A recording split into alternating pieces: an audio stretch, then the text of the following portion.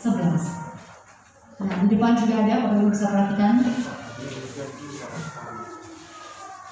Demikian juga kamu, hai orang-orang muda, tunduklah kepada orang-orang yang tua, dan kamu semua rendahkanlah dirimu seorang terhadap yang lain, sebab Allah menentang orang yang corak, tetapi mengasihani orang yang rendah hati. Karena itu rendahkanlah dirimu di bawah tangan Tuhan yang kuat, supaya kamu ditinggikannya pada waktunya. Serahkanlah segala kekhawatiranmu kepadanya, sebab Ia yang memelihara kamu. Sadarlah dan berjaga-jagalah, lawan musuh iblis berjalan keliling sama seperti singa yang mengaum-ngaum dan mencari orang yang dapat ditelannya. Lawanlah dia dengan iman yang teguh, sebab kamu tahu bahwa semua saudaramu di seluruh dunia menanggung penderitaan yang sama.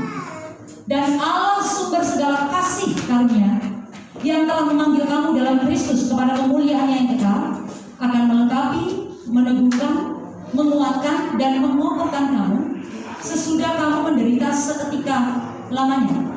Ialah yang punya kuasa sampai selama-lamanya. Semua katakan amin. Iya, Bapak Ibu, waktu saya menyampaikan sharing ini atau perikop ini 2 minggu yang lalu tepatnya, saya beri judul taat dan setia di tengah pergumulan, ya. Karena konteksnya seperti itu. Rasul Petrus mengirim surat menguatkan orang-orang Kristen yang ada di perantauan supaya mereka tidak kehilangan iman, ya, supaya mereka tidak menyerah, ya. Karena iman kita itu banyak tantangannya. Bilang, iman saya banyak tantangannya. Kenapa iman saudara banyak kali diserang? Karena saudara anaknya Tuhan. Amin. Dunia ini bukan tempat kita, Bapak Ibu, ya. Kita akan bersama-sama dengan Tuhan di surga kelak di dalam kekekalan. Kekekalan itu tidak ada waktu, tidak ada ruang, tidak ada energi, ya, tidak ada batasannya, ya, unlimited, tidak terbatas. Nah, saudara akan hidup di satu waktu yang tidak terbatas, tidak ada jam, tidak ada durasi, ya. Jadi saya mau katakan bahwa selama kita hidup di muka bumi ini sebenarnya adalah preparation, waktu persiapan. Katakan waktu persiapan. Waktu persiapan. Training istilahnya. Bilang sama-sama, hidup saya sekarang adalah pelatihan untuk hidup kekal nanti. Amin. Amin. Berapa banyak di sini percaya bahwa nanti kalau saudara selesai di muka bumi, saudara akan hidup dalam kekekalan bersama Yesus? Hah? Atau saudara hanya punya pengharapan di bumi ini kalau mati selesai perkara? Ya, saudara harus punya pengharapan. Alkitab berkata kalau Yesus tidak dibangkitkan, sia-sia kita jadi orang percaya. Amin. Ngapain kita percaya pada seseorang yang tidak dibangkitkan dan tidak hidup kekal? Semua agama lain percaya kepada sesuatu yang mati dan tidak bangkit-bangkit. Tapi Yesus yang membuktikan bahwa dia mati dan pada hari ketiga dia bangkit. Dan kita boleh taruh iman kita bahwa kita juga akan mengalami kebangkitan yang sama. Amin. Amin. Saya berharap kita punya iman hari-hari ini seperti itu, Bapak Ibu. Ya, iman bukan hanya hidup untuk saat ini, tapi iman untuk sesuatu yang kita investasikan di kekekalan. Nah, berapa banyak orang kerja karena ingin invest, punya uang, punya deposito, supaya punya rumah, apartemen, punya kebun, oke? Punya banyak uang untuk anak cucu.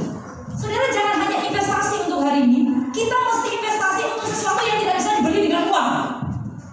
Halo? Amin. Investasi untuk sesuatu yang tidak bisa dibeli pakai barang-barang di dunia.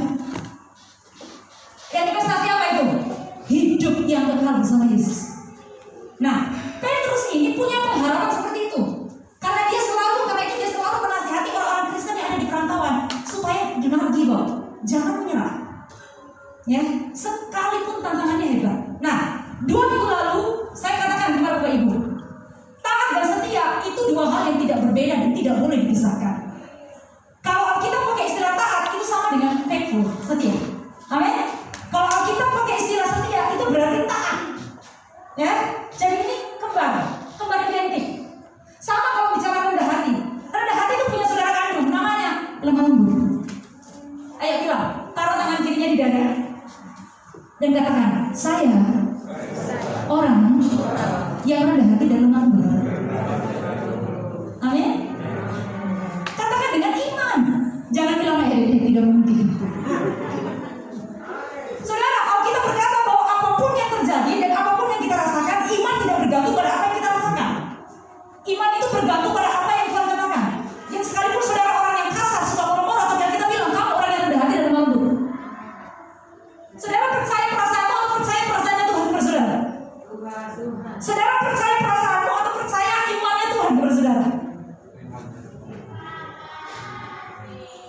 kok muka-mukanya meragukan?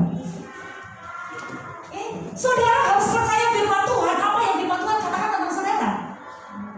Orang lain bilang saudara itu jelek, bukannya pas-pasan firman Tuhan bilang kamu berharga di mata Tuhan. Saudara paling cantik dan tampan di antara semua malaikat. Amin.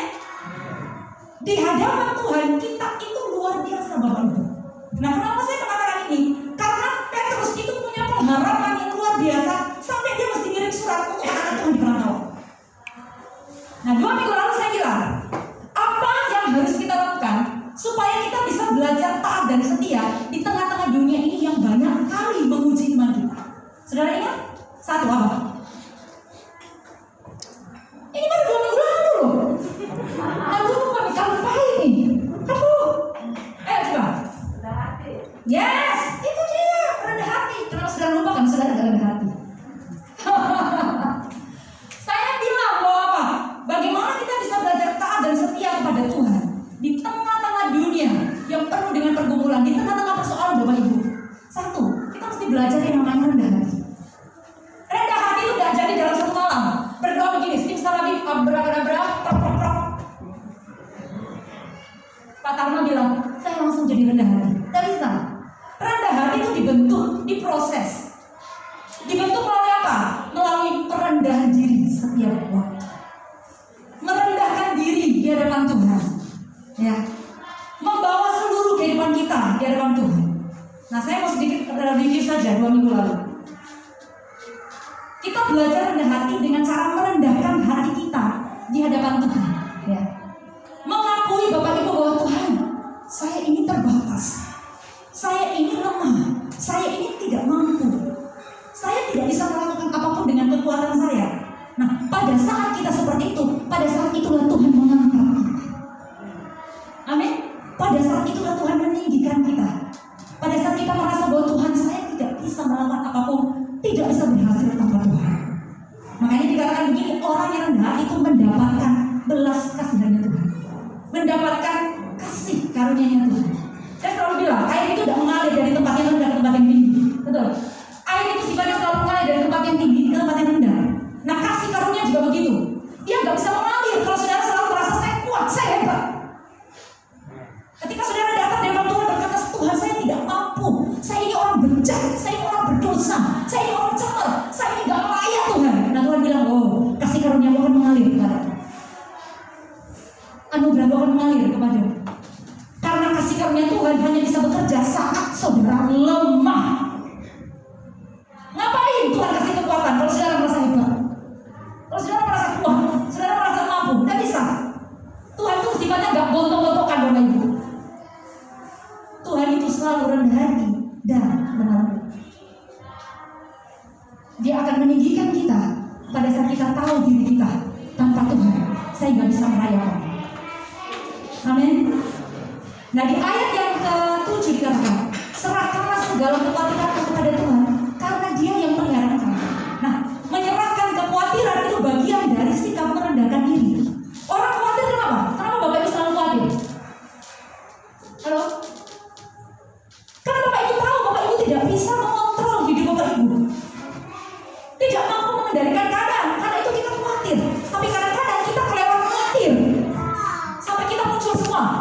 Encok di sini, kubur di sini, sakit kepala, susah tidur, insomnia.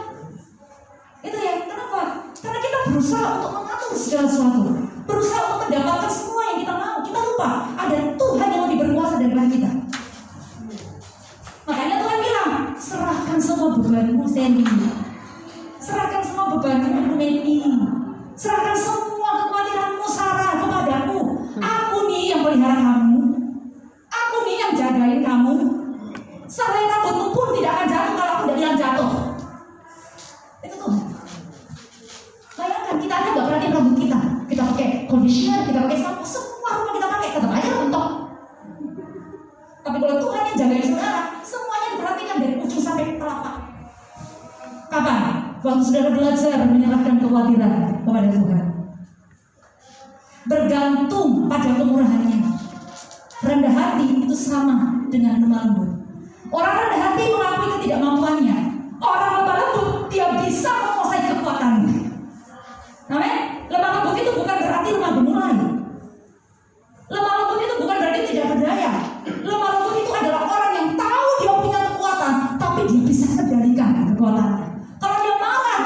jadi lemah lembut. Dia bisa mengendalikan dirinya dan bukan emosinya yang mengendalikan dia.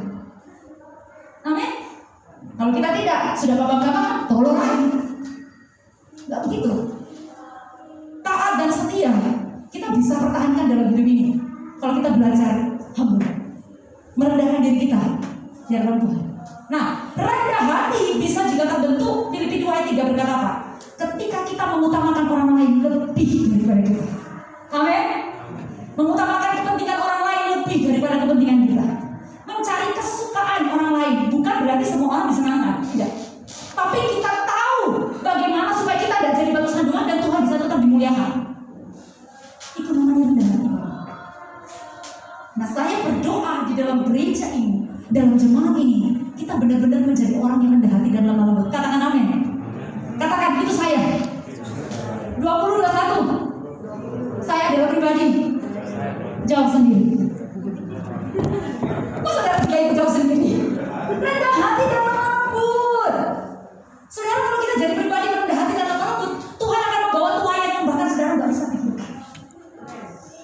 Kenapa? Karena saudara itu sudah menyerahkan semua kontrol, semua kendali kepada Tuhan dan membiarkan Tuhan yang bekerja dalam hidup saudara. Oke, saya sampai di situ, saya hanya review sedikit. Nah, kedua, bagaimana kita bisa belajar untuk tetap taat dan setia kepada Tuhan di tengah-tengah tantangan iman yang kita hadapi. Ini paling penting. Rendah hati, lemah lembut itu bagian dari karakter Kristus. Tetapi jangan hanya terlena menjadi orang yang rendah hati dan lemah lembut. Saudara punya musuh. Katakan, saya punya musuh.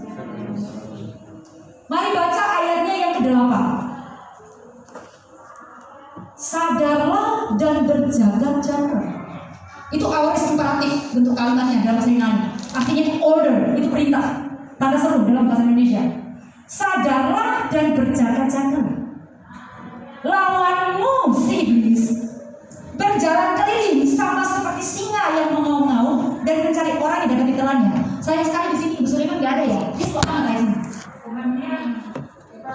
Oh, materi iparnya ya. Oke. Sadarlah dan berjaga-jagalah. Lawanmu si iblis berjalan keliling sama seperti singa yang mengaum-ngaum dan mencari orang yang dapat ditelannya.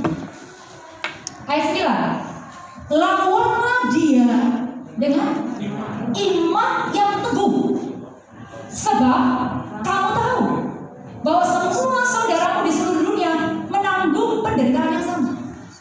Nah, supaya kita bisa tetap taat dan setia sama Tuhan, ya, saudara tidak tergoncangkan kalau saudara datang ke Amaris hari Minggu, godaannya banyak lagi. Nah, apalagi kalau hujan tarik itu selimut tidur nih. Ada di minggu depan, dan begitu Bapak Ibu pikirannya. Oke, nah, rahasianya apa? Saudara mesti sadar dan berjaga-jaga. Nah, ini sesuatu yang sudah sering kali saudara dengar. Sadar, berjaga-jaga. Kenapa? Karena saya punya lawan. Oke, ini penting sampai Petrus menulis ini. Tidak cukup hanya sekedar menjadi orang taat dan setia kepada Tuhan. Karena kita masih ada di muka bumi ini, kita harus punya yang satu ini. Sadar dan berjaga-jaga sama si iblis, lawan kita. Ingat, lawan, bukan teman, bukan apa ya, kumpul-kumpul, bukan. Ini lawan, makanya dia harus lawan. Nah, saudara harus tahu kenapa saudara harus sadar dan berjaga-jaga kepada lawan kita ini. Karena iblis akan selalu berusaha untuk buat saudara tidak taat dan setia sama Tuhan. Halo? Bisa Pak?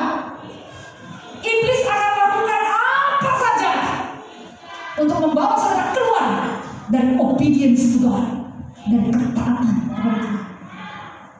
Iblis akan melakukan apa saja untuk membawa saudara unfaithful, tidak setia sama Tuhan. Kalau dia bisa buat kita tidak taat dan tidak setia pada pengantin kita, senang dia. Oke? Dia tidak perlu kerja keras, ya. Karena dia sudah lihat, kita sudah jatuh sendiri. Saya harus menyampaikan ini, bukan hanya untuk saudara, tapi untuk diri saya sendiri. Oke? Bahkan saya sebelum saya bawa pagi hari ini, saya bicara keras untuk diri saya. Saya butuh kasih karunia Tuhan untuk tetap berjalan dalam ketaatan dan kesetiaan seumur hidup saya. Nah, untuk itu saya tidak cukup hanya orang rendah hati, lemah lembut, tapi saya harus waspada. Saya harus sadar, saya punya musuh. Alkitab berkata, lawanmu, jelas lawan. Oke, dalam bahasa Yunani digunakan antidikos. Antidikos itu apa? Lawan di dalam pengadilan. Ayo bilang, lawan dalam pengadilan. Kok bisa? Kenapa setan dikatakan lawan kita, musuh kita dalam pengadilan? Antidikos itu adalah istilah dalam bahasa Yunani, Bapak Ibu, yang berhubungan dengan hukum, law. Kalau saudara melanggar hukum, saudara pasti akan dibawa polisi ke pengadilan. Betul Bapak polisi? Bapak Ibu? Betul ya Pak? Gak ada tuh yang namanya polisi sekarang beres di tempat. Sekarang polisi itu agak enakan ya Pak. Elektronik tilang kok. Saudara gak pakai seatbelt, langsung di rumahnya dapat tilang 250.000. Sayang 250.000 bisa makan coto. Hati-hati. Ya. Lawan kita dalam pengadilan. Kenapa dikatakan setan itu lawan kita dalam pengadilan? Karena dia menggunakan hukum-hukumnya Tuhan untuk melawan saudara. Iblis selalu membuktikan bahwa saudara itu masih hidup di bawah hukum Taurat dan bukan kasih karunia. Iblis akan pakai firman ini untuk menjatuhkan saudara. Pernah nggak saudara mengalami?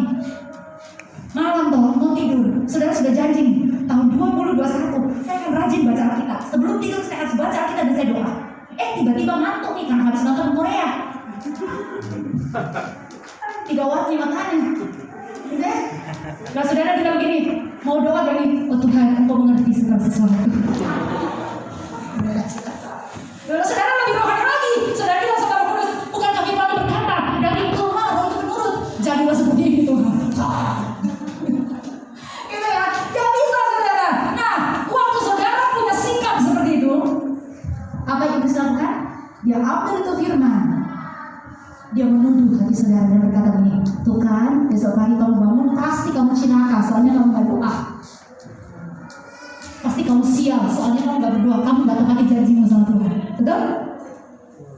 Dia akan membawa setiap dakwaan dan tuduhan ke pengadilan Tuhan untuk mendakwa saudara. Makanya Petrus bilang, itu lawan kita. Jangan biarkan dia menuduh dan mendakwa kita di hati nurani kita. Kalau saudara melakukan kesalahan atau kelalaian, cepat bertobat. Cepat datang sama Tuhan. Minta kekuatan, perlindungan, pemulihan daripada Tuhan.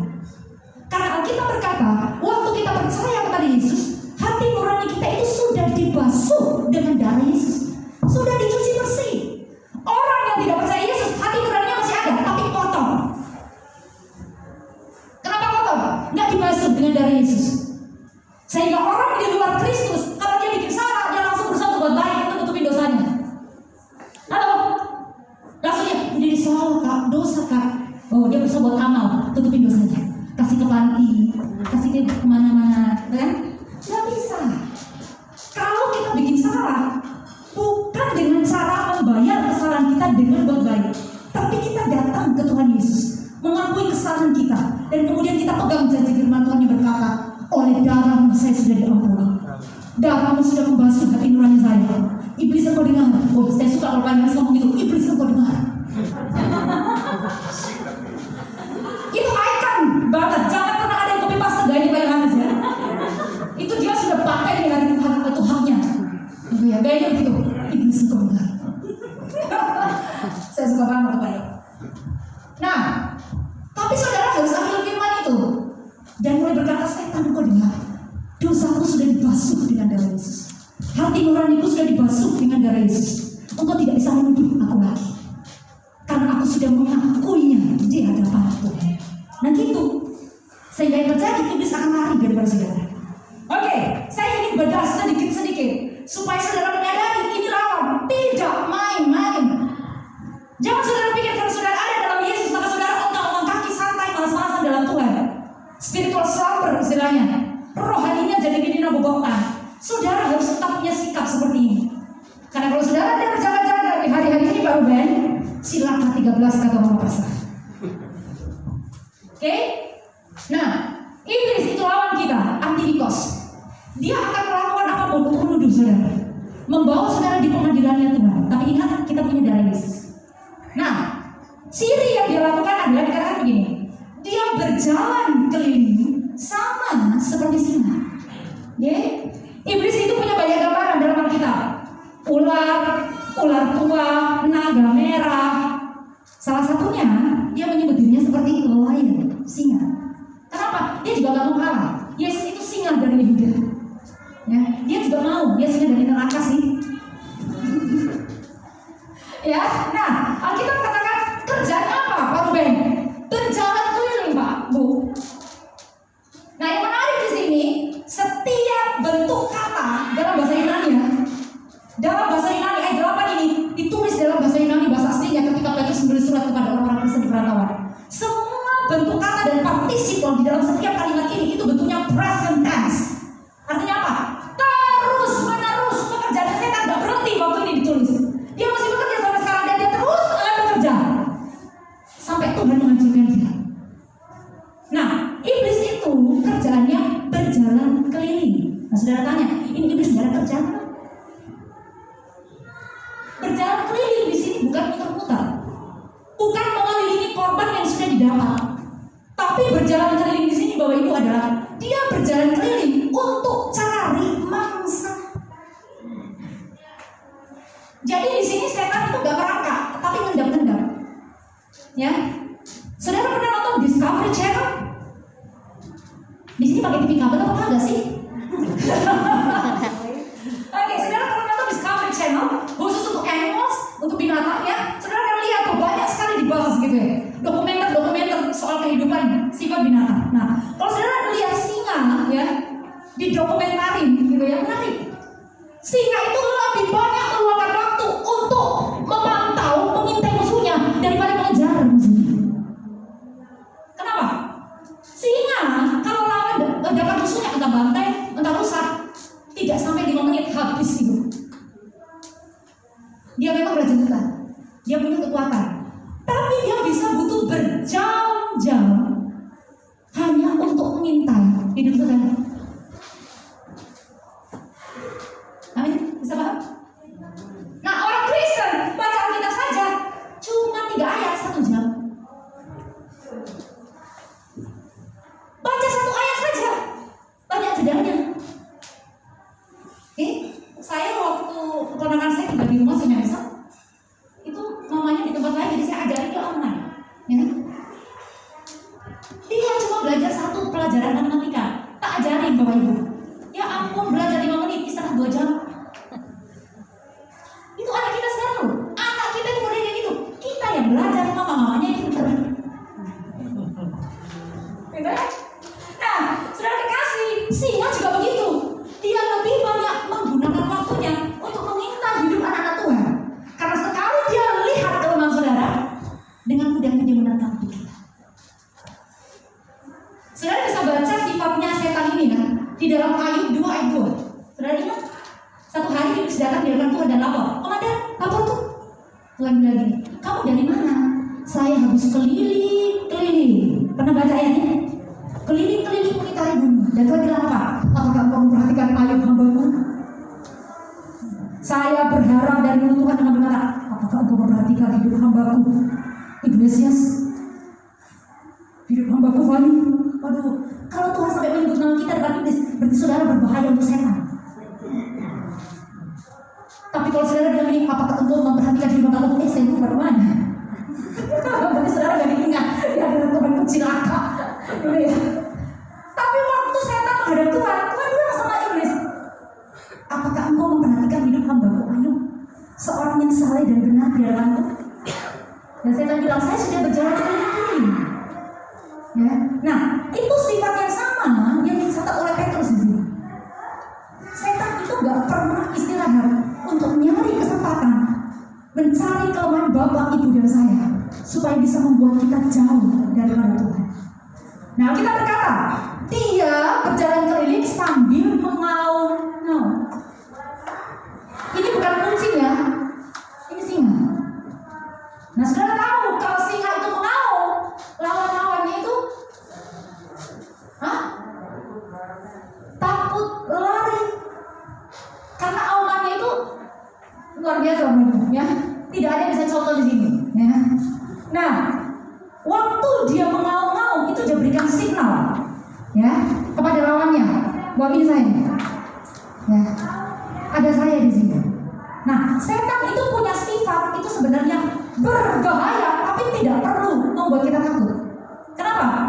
Karena waktu setan itu mengaum-ngaum, itu sifatnya hanya menggertak, Pak, Bu. Dia nggak punya kuasa lagi. Dalam 1 Korintus dikatakan apa? Racunnya, bisanya, giginya udah dicopot sama Tuhan Yesus. Jadi ini adalah singa yang ompong sebenarnya. Ya, karena kekuatannya sudah dimusnahkan di kayu salib 2000 tahun yang lalu. Dia nggak punya power. Makanya setan bukan dikatakan bapa yang berkuasa, tapi bapa segala dusta. Karena dia hanya pakai tipu muslihat, dusta untuk menggertak saudara. Tapi berapa banyak orang Kristen yang akhirnya kemakan dengan gertakannya, menjadi lebih ketakutan. Kalau kita menyadari bahwa kita adalah orang-orang yang sudah ditebus, kita akan punya sifat pemberani Bapak Ibu. Nah, ini yang menarik. Dan mencari orang yang dapat ditelan, bukan digigit, ditelan. Saudara pernah makan di sini? Siapa di sini makan langsung telan? Siapa di sini yang makan gigit dulu? Gigit dulu. Hah?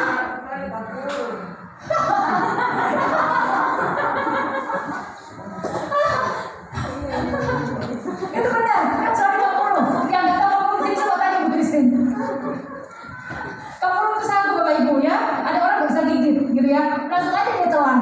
Nah, setan itu tidak akan melewati proses punya, ya. Dia akan langsung menelan kita kalau dia bisa lihat kelemahan kita dan kita menyerah sama dia. Ini bicara apa? Iblis nggak main-main.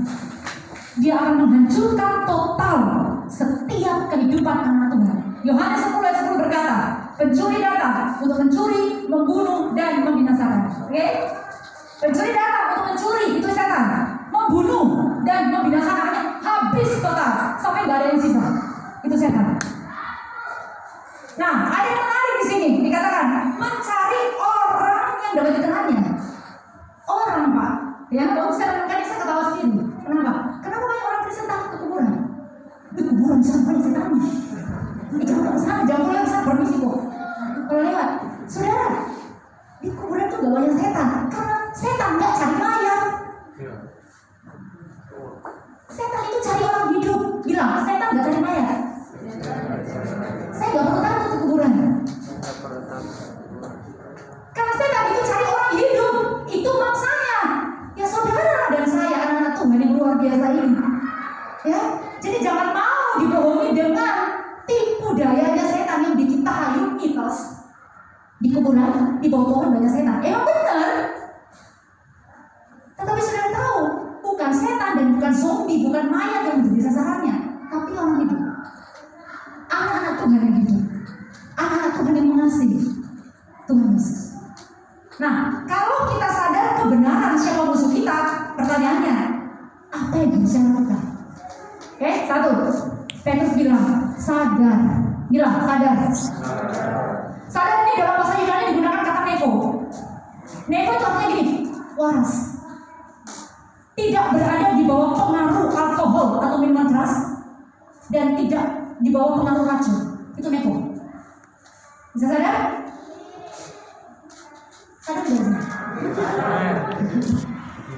Orang hidup itu berespon Bapak Ibu, gitu ya.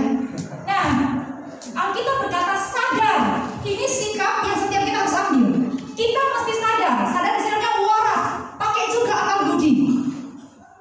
Standby, ya, menyadari keadaan kita. Kalau orang mabuk dia nggak sadar, semua dipukul dengan sama dia. Kalau orang yang berada di bawah kontrol racun toksin, gitu ya, dia pasti tidak oke keadaannya. Tapi Tuhan melalui Petrus mau bilang, sadar anak-anakku, sadar. Waraslah, artinya apa? Jangan sampai saudara terbuai dan terpikat dengan segala sesuatu yang bisa menjauhkan saudara dari kasih karunia Tuhan. Kelimpahan itu baik, tapi kelimpahan bisa bikin orang males. Diberkati luar biasa itu baik, memang betul. Tapi diberkati luar biasa bisa buat orang Kristen selamat.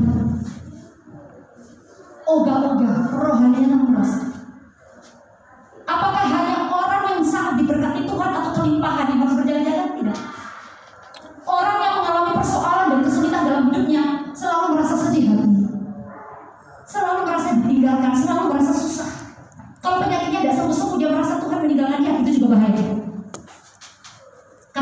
jatuh kepada apa yang namanya mengasihani diri. Tuhan tidak sayang, Mak. Tuhan tinggalkan, Mak. Semua orang gak peduli sama saya. Pernah saudara merasakan itu? Nah, perasaan-perasaan seperti ini, kondisi-kondisi seperti ini, saudara harus waspada. Jangan biarkan bisnis, cinta saudara, ya, keluarga saudara, keinginan daging saudara, ya, menarik saudara keluar dari ketaatan dan kesetiaan kepada Tuhan. Kenapa? Karena lawan kita akan selalu memperhatikan setiap gerak-gerik kita. Kapan dia dapat kita lemah? Gitu ya. Kapan dia dapat kita lemah? Dia akan masuk di situ. Makanya Petrus bilang, sadar. Sadar dengan kondisi rohani kita. Sadar dengan keadaan kita bahwa kita semua butuh Yesus dalam hidup kita. Yang saya katakan amin. Kedua, Petrus bilang berjaga-jaga. Nah, yang menarik Bapak Ibu di sini, Petrus ini kalau ngomong bukan teori, dia ngomong dari pengalaman. Kenapa dia bisa ngomong sadar dan berjaga-jaga? Karena lawan iblis seperti singa yang mengaum-ngaum dan siap untuk menyerang. Karena dia punya pengalaman waktu di Taman Getsemani, betul? Malam sebelum Yesus itu disalibkan dan pada hari itu dia diserahkan. Dia dan teman-temannya nemenin Tuhan di Getsemani. 3 kali Tuhan datang sama dia dan selalu dapatin Petrus ngorok tidur. Dan Tuhan bilang, tidak sanggupkah engkau berjaga-jaga berapa? 1 jam saja. Sadarlah dan berjaga-jagalah supaya engkau tidak jatuh dalam pencobaan. Dan akhirnya Petrus jatuh dalam pencobaan. Kenapa? Tidak berdoa. Jadi berjaga-jaga itu artinya apa? Berdoa. Bilang berjaga-jaga artinya berdoa. Nah, banyak kali kita dengar istilah ini. Tidak berdoa, tidak banyak berkat. Banyak doa, banyak berkat. Tidak sepenuhnya benar. Di konteks ini saya mau bilang, banyak doa, saudara akan diberkati. Disertai luar biasa. Saudara kurang doa, saudara jadi mangsanya setan. Saudara bisa jatuh dalam pencobaan. Saya bisa jatuh dalam pencobaan. Ya, karena itu kita butuh apa? Berjaga-jaga. Doa itu tidak selalu Bapak Ibu ya harus dengan tutup mata, lipat tangan, berlutut, tidak harus. Doa itu sederhana. Doa itu komunikasi kita dengan Tuhan. Kenapa setan nggak mau saudara dan saya banyak berdoa, setia berdoa? Karena waktu kita berdoa kita akan membatasi pergerakan Dia dalam hidup kita. Bisa paham? Oke? Saya ulang statement saya. Kenapa kita harus berjaga-jaga? Artinya berdoa. Tidak pernah henti dan tidak pernah jemu-jemu. Mau bekerja, mau di mobil, mau di Gojek, mau di gereja, mau di kamar mandi, di mana saja. Berdoa dalam roh, kata Alkitab. Itu salah satu senjata.